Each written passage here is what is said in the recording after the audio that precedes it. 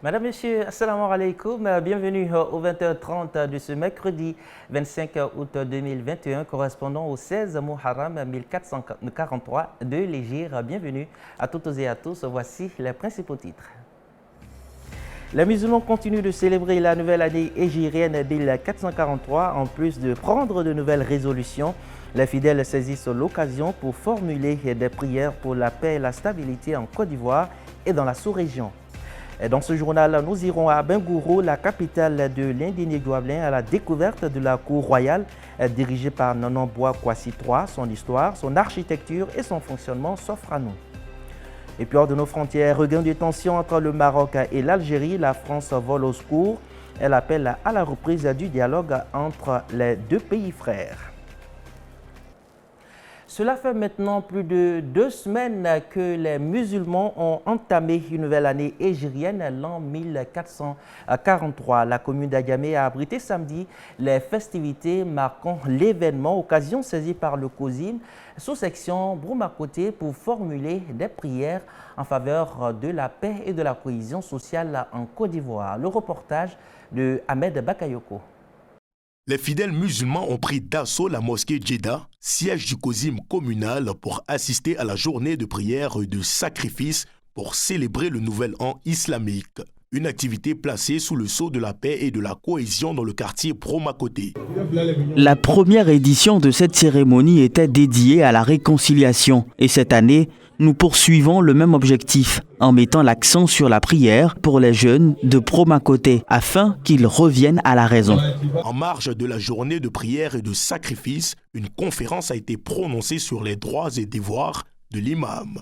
Donc l'imam doit aimer le bien pour tout le monde. L'imam doit être humble. L'imam ne doit pas se battre pour une réputation, pour un honneur. C'est Dieu qui donne l'honneur. C'est Dieu qui donne la réputation. L'imam ne doit pas être orgueilleux. L'imam ne doit pas être coloré. Et se fâche tout le temps. Palabré. Donc l'imam est chargé d'éduquer, d'enseigner, de former les gens. De temps en temps, il doit organiser des séances, des tafsirs, des causeries. La mairie d'Adjamé a apporté son appui à cette activité des imams pour la promotion de la cohabitation pacifique. Quartier d'enfance du défunt Cheikh Aïma Bouakari Fofana, Broumakoté compte 54 mosquées reconnues par le COSIM, Conseil supérieur des imams des mosquées et des affaires islamiques de Côte d'Ivoire. Nous restons dans la commune d'Adiamé où les ressortissants de la ville de Djenné dans la région de Mopti au Mali se sont donné rendez-vous dimanche dernier. Le but était de célébrer également la nouvelle année hégirienne. Le reportage de Aldjuma Bokoum et Sila Tierno commenté par Ahmed Bakayoko. Chaque année, l'Union des ressortissants de Djenné-Bougou célèbre l'Achoura. Réunis ce dimanche à Broumakoté dans la commune d'Adjamé, ils ont marqué l'événement par la lecture du Coran et des bénédictions en faveur de la paix et la stabilité au Mali et en Côte d'Ivoire. Nous organisons cette cérémonie chaque année pour une prière pour notre pays d'origine, qui est le Mali, spécialement la ville de Djenné. Ensuite, pour notre pays d'accueil, qui est la Côte d'Ivoire. Cela fait plus d'une 50aine d'années que les ressortissants de Djenné se retrouvent à l'orée de chaque année hégirienne. Le but est de permettre notamment aux jeunes de garder le contact avec leur origine et commencer la nouvelle année dans de bonnes conditions. Inch'Allah, nos parents l'ont fait plus de 50 ans et nous, en tant que jeunes, nous œuvrons aussi pour cette même cause. La cause est quoi? La cause est la bénédiction, la lecture coranique que nous faisons pour toute la communauté musulmane. Notons que Djenné ou Djenné-Bougou est un village du Mali situé à 130 km de Mopti.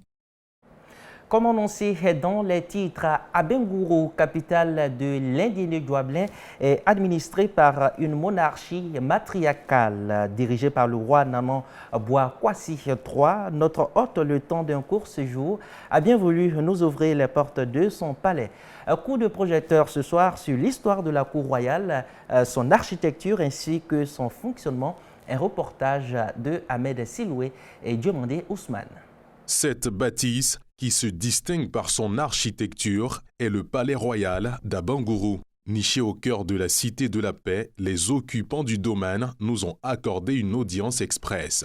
Comme il est de coutume ici, les nouvelles sont données selon les traditions. Une fois le rite accompli, le porte-parole, désigné par la notabilité, nous plonge dans l'histoire du royaume. Nous pratiquons ici le système matriarcat.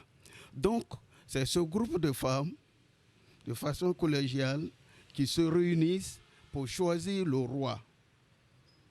On prend généralement l'enfant de l'aîné. Si cette dernière n'a pas de garçon, on va passer à l'autre. Mais le choix est plus simple.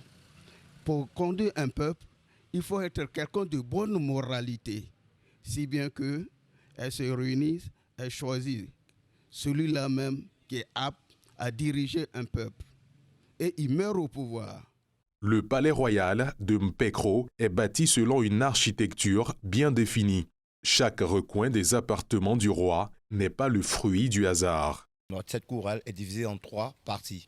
Donc en venant, vous pouvez croiser la première partie qui est la petite cour du roi, où vous trouverez le tribunal coutumier où siègent les notables pour pouvoir résoudre des problèmes surtout de cohésion sociale. Et vous aurez encore une petite partie du premier bâtiment qui est le premier palais construit en cet endroit qui date des années 1883. Et vous verrez un autre plus grand bâtiment voilà, qui est là aussi, qui a été construit en 1910. Si les bâtiments semblent respirer la jeunesse, vous serez surpris de savoir l'époque dont ils datent. Les toutes premières fondations ont été creusées dans les années 1800. Le royaume, il y a des cantons. Dans les cantons, il y a des villages. Et dans les villages, il y a des familles. Donc vous verrez les chefs de canton, les chefs de village, les chefs de famille avec certains notables qui seront juste derrière le roi, derrière le dôme. Et la place où on vous reçoit aussi actuellement, c'est là où les invités du roi. Le roi, quand lui-même invite quelqu'un personnellement, c'est là qu'il les reçoit. Ils seront juste en face de lui. Sur son côté gauche, eux à la statue avec le monsieur qui tient le gobelet, vous verrez toutes les femmes de ce royaume avec devant à la tête de ces femmes-là la reine et la reine-mère. Et le reste des places, la population et tous ceux qui veulent venir assister à nos cérémonies. Donc sans vraiment occuper l'espace cimenté, tout ça où nous sommes, on peut recevoir 1500 à 2000 personnes ici. Visitez le palais royal d'Abangourou et vous repartirez la tête pleine de son histoire fabuleuse. Les maîtres mots de notre échange avec la notabilité étaient la sagesse, l'amour et la paix. Un mot d'éducation dans ce journal. L'école de spécialité multimédia USMA à Odiéné a organisé le 17 août la cérémonie de sortie de la promotion BTS, brevet de technicien supérieur, d'un effectif de 52 étudiants. Cette promotion a été baptisée au nom du directeur général de Kipus Afrique, M. Kone Ibrahima. Le reportage de Diomandé Bouaké et Cissé Daouda.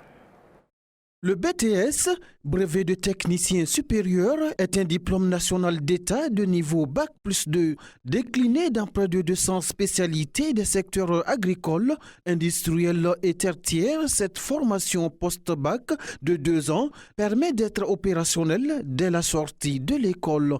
Tel est le cas de la deuxième promotion d'ESMA Odiéné. Aujourd'hui, nous venons de célébrer le baptême de la deuxième promotion de ESMA Odiéné, dite promotion Ibrahim Kone, du nom du directeur général de Kipus Afrique SA.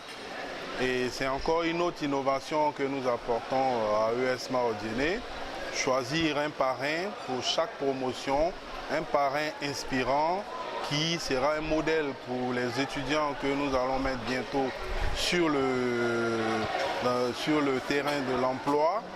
Après leurs 2 ans de formation, les 52 étudiants de la deuxième promotion baptisée Kone Ibrahim, désormais titulaires du brevet de technicien supérieur, se disent aptes à franchir le seuil de leur carrière professionnelle. Nous sommes très heureux déjà d'être des techniciens, je peux dire ainsi.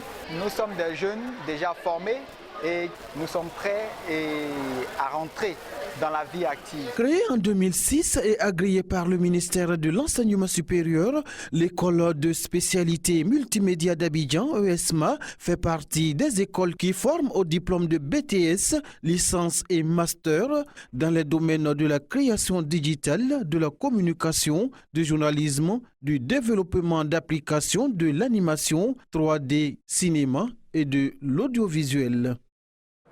Dans le reste de l'actualité, la sous-préfecture de Gadouan, dans la région de Daloa, abrite désormais une école confessionnelle islamique dénommée Anahada Islamia. Ce temple du savoir a été inauguré le week-end dernier. Traoré Vasiko et Diomandé Ousmane et Soumeya Sanogo pour les détails. La sous-préfecture de Gadou-en-Château vient de se doter de sa première école confessionnelle islamique avec 6 classes du primaire. Présidant la cérémonie d'inauguration de l'école An-Nahdha al-Islamiyya, qui signifie le réveil islamique, le sous-préfet Lakbeh Fiber s'est réjoui de l'œuvre dédiée à l'éducation, un projet salué également par l'inspecteur de la commune. Nada, c'est un établissement à caractère islamique, mais depuis cette année, l'État donc vient de reconnaître que cette école a la possibilité aussi, n'est-ce pas, d'accueillir des enfants pour le cycle moderne. C'est-à-dire que les enfants qui seront donc admis ici auront non seulement la possibilité d'apprendre l'arabe, qu'ils ont l'habitude, n'est-ce pas, d'apprendre dans des écoles arabes, mais ils auront bien plus que ça, la joie maintenant d'apprendre aussi le programme français. C'est la première fois que nous avons une école confessionnelle islamique qui a l'autorisation de l'État de Côte d'Ivoire. C'est une satisfaction parce que depuis notre arrivée, nous ne cessions d'encourager ces écoles islamiques à aller vers l'autorisation pour que ces écoles soient autorisées à ouvrir et à fonctionner véritablement. Le directeur des études de la dite école, Oustaz Traoré Loukman, nous donne ses impressions à la fin de la cérémonie inaugurale. Je demande aux parents vraiment de leur dire que l'école vraiment est officiellement agréée par l'État. Donc nous avons tous les documents. L'enfant ici peut apprendre les deux, c'est-à-dire l'éducation nationale et l'éducation islamique. Créée en 2017, l'école confessionnelle An-Nahdha al-Islamiyya, agréée par le gouvernement en 2021, bâtie sur une superficie de 6000 m², dont le fondateur est l'imam central de la ville, Traoré Youssouf, et président communal du COSIM. Je vous invite à présent à parcourir le résumé de l'actualité africaine. Nous irons en Ouganda, au Sénégal, au Maroc, en Algérie, pour terminer en Tunisie. C'est un élément compilé pour vous par le bureau de la VOA. Un groupe de 51 réfugiés afghans sont arrivés mercredi à bord d'un vol privé à l'aéroport d'Entebbe pour être accueillis temporairement en Ouganda à la demande des États-Unis selon le ministère ougandais des Affaires étrangères. L'ancien président et dictateur tchadien Hissène Habré, décédé mardi au Sénégal où il était détenu pour crimes contre l'humanité, sera enterré au Sénégal faute d'être entièrement réhabilité dans son pays, a affirmé une de ses épouses dans un communiqué. À la suite des tensions entre l'Algérie et le Maroc, Paris appelle les deux pays au dialogue ce mercredi. La veille, l'Algérie a rompu ses relations diplomatiques avec le Maroc, accusant le Royaume d'actions hostiles à l'égard d'Alger après des mois de tensions exacerbées. Le président tunisien Kais Saïed a prolongé hier jusqu'à nouvel ordre le gel du Parlement décidé le 25 juillet sur base d'un article de la Constitution qui autorise des mesures exceptionnelles en cas de péril imminent à la sécurité nationale. Le président Kaïs a également limogé le chef du gouvernement, s'octroyant ainsi les pleins pouvoirs. Voilà, ainsi prend fin ce journal réalisé par toute l'équipe de la rédaction. Merci à vous de l'avoir suivi. Retrouvez ce journal sur notre chaîne YouTube et nos pages Facebook. Bonne soirée à toutes et à tous et à demain, Inch'Allah.